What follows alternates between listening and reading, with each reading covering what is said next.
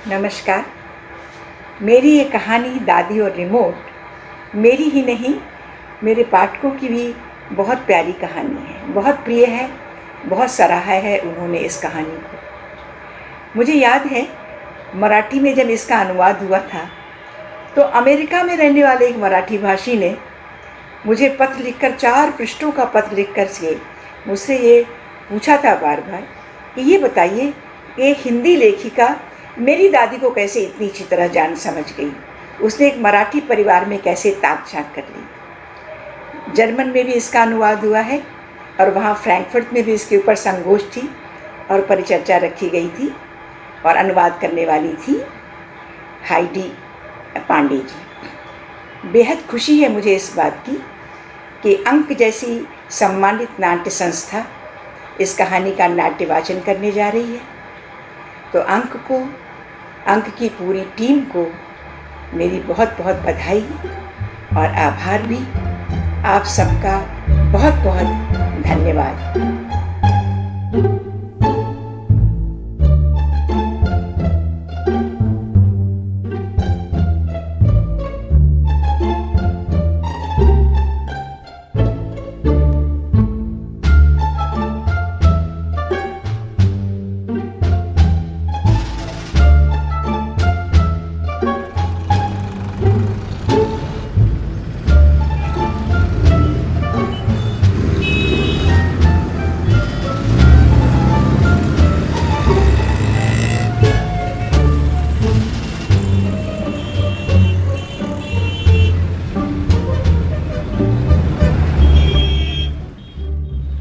चूंकि इसके सिवा कोई चारा न था। गांव से दादी ले आई गई, हिलती डुलती ठेंगती ठंगाती, लाकर ऊंची इमारतों वाले शहर के 7वें माले पर पिंजरे की बूढ़ी मैना सी लटका दी गई। नीचे झांको तो झाइयां आए और ऊपर देखो तो एक पे एक, डब्बा पे डब्बा से धरे आसमान पे लटके घर, इतने कि आसमान नजर आता ही नहीं। पूरब वाली खिड़की से दिखता सिर्फ बालिश भर आसमान का नुचा सा टुकड़ा। उसी में रात बिरात झांक जाते कुल जमा 4-6 तारे। न सप्तऋषि न सुकवा, और सवेरे जैसे झंग छिड़ी हो गई। भोर हुई नहीं कि भागम भाग चालू, अड़ाक फड़ाक खुलते बंद होते दरवाजे, जूते चप्पल कंगी स्त्री अफड़ा तफड़ा, और अपने अपने थैले बक्सियां लटकाए सब दरवाजे से बाहर। बाप दफ्तर चलाने, माँ कॉलेज पढ़ाने और बेटा बेटी स्कूल। दरवाजा भेड़ती मालकिन हर रोज बाहर निकलते हुए जंग बहादुर से वही एक हिदायत दोहराती कि वो दादी के लिए रोटियां दाल और सब्जी मेज पर ढांक कर दरवाजा पूरी चौकसी से बंद करता जाए। दादी को भी यही समझाया जाता कि कोई कितनी भी घंटी मारे खोलना नहीं है। हम में से हर एक के पास चाबी तो है ही। सो आधे पौने घंटे बाद जंग बहादुर भी दादी से वही हिदायत दोहराता, बीड़ी का सुट्टा मारता, दरवाजे से बाहर हो जाता। अब 2-4 माला फेरने के बाद दादी सारे गांव के टोले पड़ोस और नाते पट्टीदारों को कोसना शुरू कर देती, जिन्होंने बिना लाग लपेट के सीधम सीध शहर के ठिकाने पर चिट्ठी तान दी थी कि आगे समाचार ये है कि आपकी माँ को शहर जाने के लिए लोगों ने राजी कर लिया है। अब आप फौरन से पेशतर आओ और डायरेक्ट लिया ले जाओ। अपनी जिम्मेवारी संभालो। काहे कि आप जान लो, उम्र और बुढ़ाया शरीर अब पूरी तरह पक के चू पड़ने को है, लेकिन मानती फिर भी नहीं। टोल पड़ोस का हेठ हवा लेने गिरती बहराती हर कहीं पहुंच जाती है। 2-3 मरतबा तो ऊंचे खाले लुढ़क भी चुकी हैं। अब मलम पट्टी और डॉक्टर वैद का उठना सरंजाम हमारे बस का कहाँ। और शहर में जानो के आपका आलीशान मकान, नौकर टहलुए, शान शौकत के सारे बंदोबस्त, तो आप जांगर पौरुष के थकी अपनी बूढ़ी माता की सेवा करके इंद्रों पर सुधारो, और हम भी आपकी थाती आपको सुपुर्द कर गंगा नहाएंगे। इसलिए चिट्ठी को तार जानो और आकर उन्हें अपने साथ ले जाओ। इस बार वो जरूर चली जाएंगे। इंतजाम पहले से था। साफ सुथरा चाटा पोछा घर, एक कोने में उनकी कोठरी, पर्दे ढकी खिड़की, तिपाई जग, जग में पानी और तिपाई पर बिस्कुट का पैकेट भी, और तो और उनकी खाट के ऐन सामने एक छोटा टीवी भी। इन सब के बीच पूरी निगरानी के साथ दादी को स्थापित कर दिया गया। नल की टोटियां खोल बंद करके बताई गई, खिड़की के हुक और दरवाजों के हैंडल, कमोड में पानी चलाने की तरकीबें। इस स्थापना पर्व के बीच ही बेटे के बेटे ने पुट से रिमोट की बटन दबा दी। दादी हकबकाई, भौचक, जैसे यक्ष, किन्नर, नाग, गंधर्व तीनों लोकों 14 भुवन से लेकर संपूर्ण ब्रह्मांड डावाडोल हो इस चौखटी पेटी में। हरिणाकुश से लेकर गौरा पार्वती तक। जय जगदम्बा। दादी निहाल हुई, बच्चों की तरह रिमोट हाथ में लेकर किलक उठी, जैसे अलादीन का चिराग हाथ लग गया हो। फिर लग जाए, बच्चों के बाप ने मस्खरी की। अब इन्हें 2-3 वीडियो गेम्स और लाकर दे दो तुम लोग, इनका वक्त आसानी से कट जाया करेगा।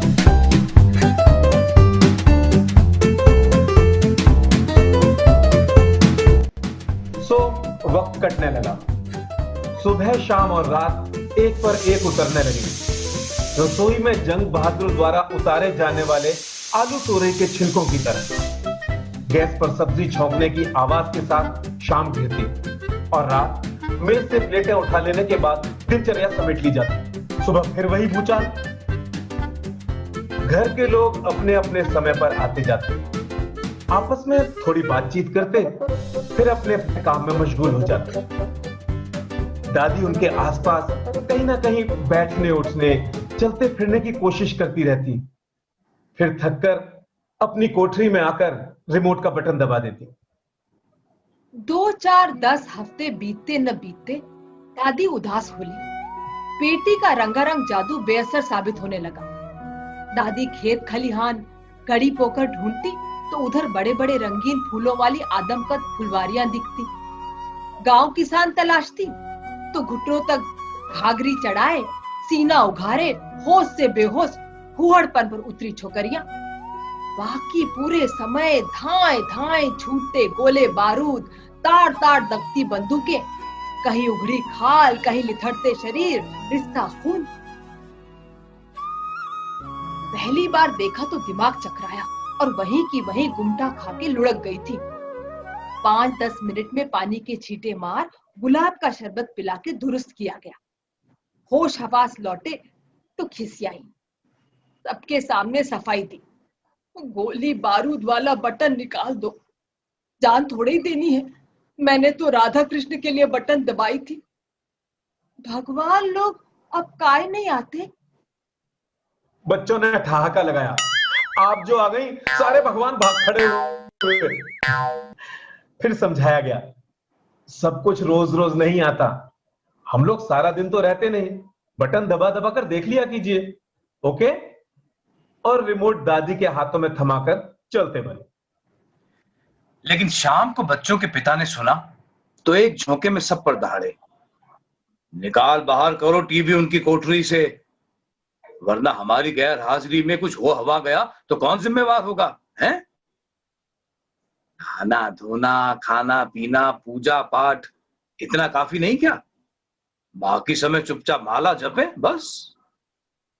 माला के नाम से दादी का दिल बैठ गया, जैसे पढ़ाई के नाम से बच्चों का। लेकिन अधेड़ हुए बेटे के सामने कहें तो कैसे? चुपचाप सांस रोके अपने लिए किए गए फैसले का इंतजार करती रही। पूरे समय दिल धड़कता रहा, बस अब कोई आया पेटी उठा के ले जाने। कहीं कुंडा खटकता, जान मुंह को आ जाती। अच्छा हो या बुरा, समय काटने का साथी तो है ना। चला जाएगा तो क्या करेंगी दिन भर? ले दे के वही एक खिड़की, जिसके बगल वाली बिल्डिंग पर कफन सी सपाट दीवार के सिवा कुछ दिखता ही नहीं। लगता है जैसे उड़ती दीवार के बीच चुन दी गई हूं। देर रात तक कोई नहीं आया तो उन्हें ढांढस बंधा, गई नहीं बेटी, बच गई। पर बटन दबाने की भी हिम्मत ना पड़े। हतबुद्धि सी रिमोट लिए बैठी रही। बैठे बैठे उकता गई।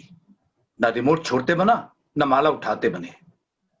हार कर रिमोट पकड़े पकड़े ही अचानक बटन दब गई। झूला झूल रही सब सखियां, आई हरियाली तीजा झूला झूल अरे रही। सामने पेटी पर तो सावन के झूले हिंडोले और रंग बिरंगी ओढ़नियां फहराती लड़कियां तीज कजली गागा के झूला झूल रही थी। सब की सब बिछुए, टीके, मेहंदी, महावर, कंगन, चूड़ियों से लैस जितने श्रृंगार और सज्जा की दादी कल्पना कर सकती थी उससे कई कई गुना ज्यादा। इतना श्रृंगार दादी ने तो 16 ही सुने थे, जुटता किसे है? दादी का जी लहक उठा। बेटी वाला गांव तो बड़ा खुशहाल गांव है। जगदम्बे माता सबके सुख सुहाग की रक्षा करे। मगन मन दादी लड़कियों के सुर में सुर मिलाकर गाने की कोशिश करने लगी। सावन ऋतु आई धीरे धीरे, सावन ऋतु खोले मोरे सजना, चंदन के बढ़िया चुनर मोरी भीजे धीरे धीरे। सावन ऋतु आई धीरे धीरे। सुनते सुनते दादी पूरी तरह तन्मय हो गई। गीत के बोलों के हिसाब से शर्माने, लजाने और मुस्कुराने लगी। मुग्ध दृष्टि से टकटकी लगाए फूलों के गजरे लिपटे पैंगे बढ़ाते झूलों को देखती रही। बेहदशा की सुध बुध बिसर गई। आंखों के आगे बस सावन की झिरी, भीगी चुनर और चंदन के बढ़िया। कि पट्ट से प्रोग्राम खत्म हो गया। पर्दे पर कलाकारों के नामों की सूची बदलने लगी। दादी का सपना टूटा, पर मन की हरियाई नीम पर वही झूले, वही गाने पेंगे मारते रहे। अगला पूरा दिन भी वो अपनी खुरखुरी आवाज और थरथराते गले से 16 श्रृंगार और चंदन केवड़िया के गीत निकालने की कोशिश करती रही।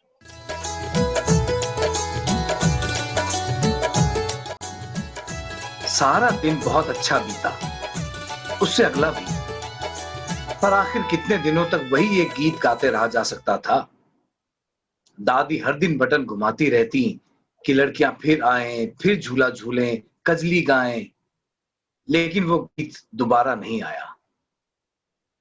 अलबत्ता बटन दबा दबाकर उसे ढूंढते रहने के दरमियान कभी किसी गरीब बेसहारा की झोपड़ी में आग लगाते लोग, कभी चीखती तड़पती लुगाई को नोचते खसोटते दरिंदे। गोली तो लोग यूं मार देते हैं जैसे कंचे खेल रहे हों। धाए धाए गोलियां चलती और पटापट हंसते खिलते इंसान खून से तरबतर धरती पर लौट जाते।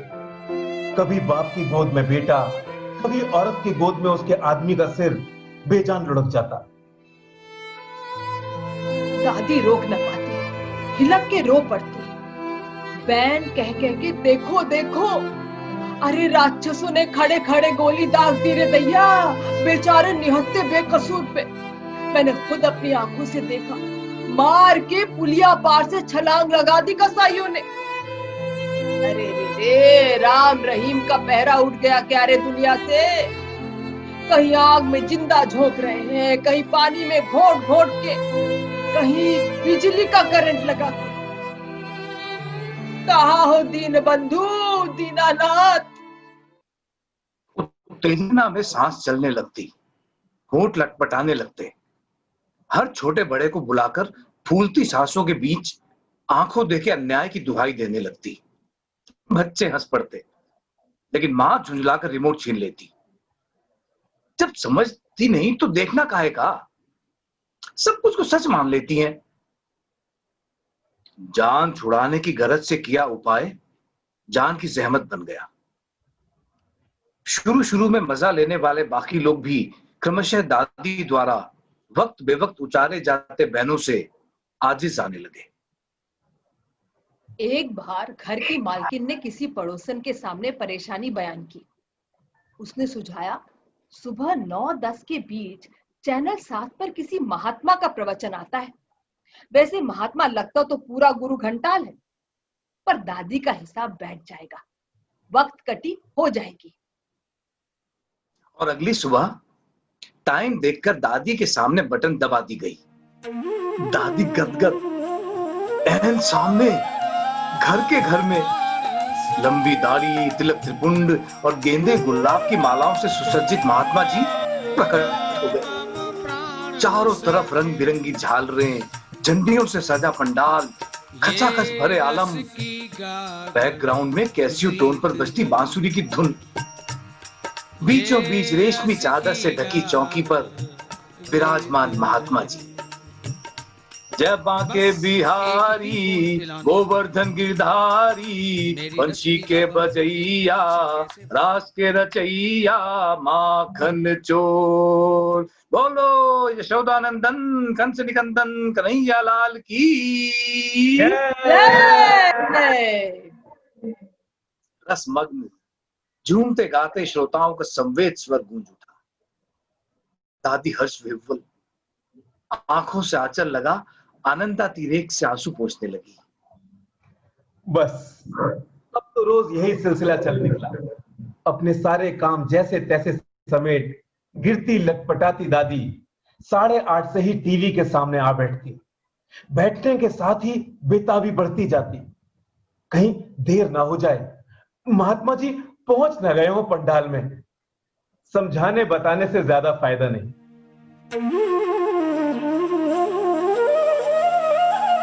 बटन दबाते ही कैसियो टोन की धुन के बीच मंद मंद मुस्कुराते, दाढ़ी संवारते महात्मा जी प्रकट हो जाते। दादी का पोपला मुंह नवोड़ों सा खिल उठता, टकटकी बन जाती। महात्मा जी बीच बीच में चुटकुले भी छोड़ देते। पेटी के अंदर का पंडाल हंस पड़ता। दादी भी थोड़ा सा बहुत जानने समझने पर भी कभी कभी रहा नहीं जाता। थोड़ी सकुचाती लज्जाती बच्चों से पूछती, महात्मा जी हम सबको देख रहे होंगे का? हाँ, कल आपको उनकी चिट्ठी भी मिलेगी। दादी बच्चों की उद्दंडता और मस्करी का बुरा नहीं मानती। उनका ध्यान तो बस भाव विभोर करने वाली धुन और प्रवचन में रमा रहता। अक्सर पंडाल में बैठे भक्त श्रोताओं की तरह वो भी झूमने की कोशिश करती और कभी कभी तो उन्हें अपने आप को तत्व ज्ञान प्राप्त होता भी महसूस होने लगता। लेकिन एक दिन बड़ा पंगा हो गया। पूरी फजीहत थी। दादी मग्न मन और दिनों की तरह महात्मा जी का प्रवचन सुन रही थी।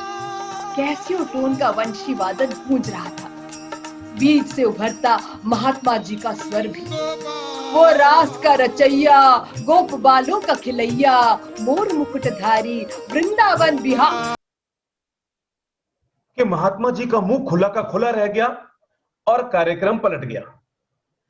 शायद वो महात्मा जी के प्रवचनों वाला आखिरी कैसेट था और टाइमिंग में थोड़ी गड़बड़ी होने से 1-1.5 मिनट पहले ही बंद कर दिया गया था। उसके बाद उस चैनल पर किसी और कार्यक्रम की घोषणा हो गई।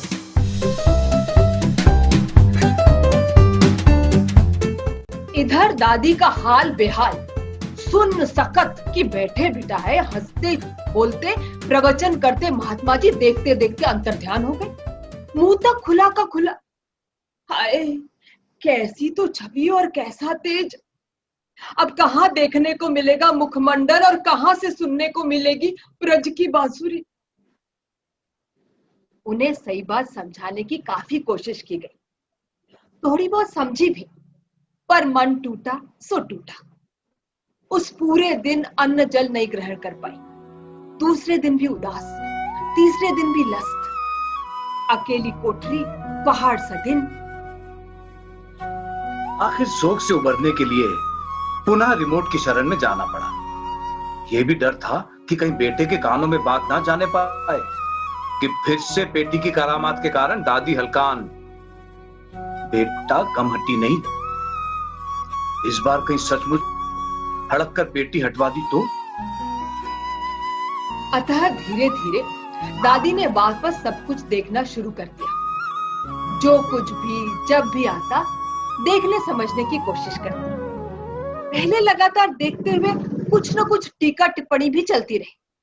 कभी लानते भेजती, कभी कोसती, लेकिन फिर लोगों के झुंझलाने झल्लाने पर वो सब भी कम हो गया।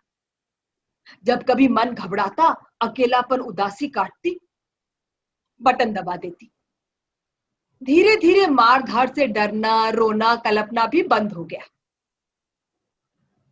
घर वालों को राहत मिली। अब अपने अपने काम से घर लौटने के बाद शाम को दादी उन्हें बेवजह घेरने घारने के बदले अपनी कोठरी में टीवी देखती मिलती, या टीवी देखने के बाद थकी आंखों को आराम पहुंचाती। अब वो जबरदस्ती के सिली सवालों से किसी को परेशान भी न करती। उलट कभी कभार बात चलने पर किस प्रोग्राम को कितने हजार चिट्ठियां मिली, या क्या क्या कीमती चीजें इनाम में थी, या साबुन तेल वाली छोकरियां कैसी घाघरी कैसा जंपर पहने थी, ये भी बताती।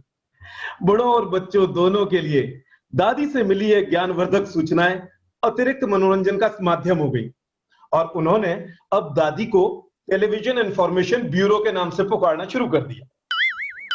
किचन में जेट स्पीड से दाल भगारता या रोटियों को फटाफट तवे से गैस पर फेंकता जंग बहादुर भी अब दादी की विस्तृत पूछा पेखियों से मुक्त हो गया था। उसकी माँ की दवा, बाप की दारू और बहन की शादियों से संबंधित चिंताएं और सुझावों के साथ साथ दादी की किचन में पहुंचकर की जाने वाली टोका टोकी और दखलंदाजी भी बंद हो गई। अधेड़ बेटा घी दूध खाए तो ठीक, ना खाए तो ठीक। उसके दफ्तर जाने से पहले जान है तो जहां की नसीहत भी अब नहीं देती दादी। स्थितियों के साथ दादी के समझौते और समझदारी पर पूरा घर मनी मन संतुष्ट और चमत्कृत था। देर आयत दुरुस्त आयत, सबकी जिंदगी अमन चैन से कटने लगी। दिन, हफ्ते और महीने पे महीने बीतते। अचानक इतवार की दोपहर, नीचे आवाजाहियों से भरी सड़क पर कहीं गोलियां चलने जैसी आवाज आई और मिनटों में पूरी कॉलोनी लोमहर्षक उत्तेजना से सनसना गई। एक खौफनाक दहशत भरा सियापा सारी आवाजाहियों को निगल गया। पता चला, ठीक 3 इमारतों पहले के कोने पर 2 नकाबपोश अजनबी एक 18 साल के लड़के पर गोलियां दागते निकल गए। लड़के का मृत छलनी हुआ शरीर हाथों में थामे बाप अवश्य पथराया सा बैठा है। कोई पास तक जाने की हिम्मत नहीं कर रहा है। दम घोट सन्नाटे में पुलिस की गाड़ियों की दंदनाहट दर्ज हो गई। इतवार की दोपहर, माँ बाप तथा बच्चे सभी घर पर थे, चेहरे आतंक से सहमे।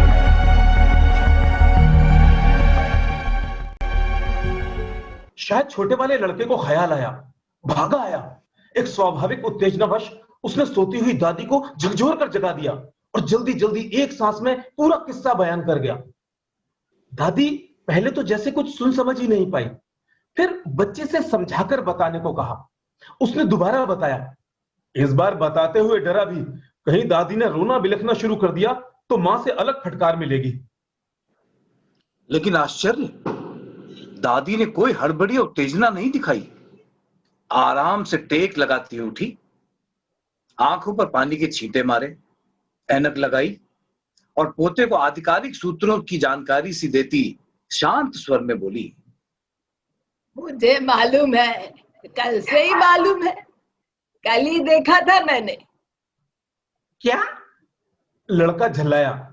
आप होश में तो हो? अभी आधे घंटे पहले की बात है ये। यहां ठीक अपनी सड़क के नीचे गोली दागी, और आप कहती हो कल से ही मालूम है। उसने दादी के लहजे की नकल की। एक ही बात है, दादी ने शांति से बच्चे को पुचकारा। अब ये तो आए दिन के टंटे हैं, कल पेटी पे भी एकदम यही दिखाया था, रात दिन यही चल रहा है आठों पहर।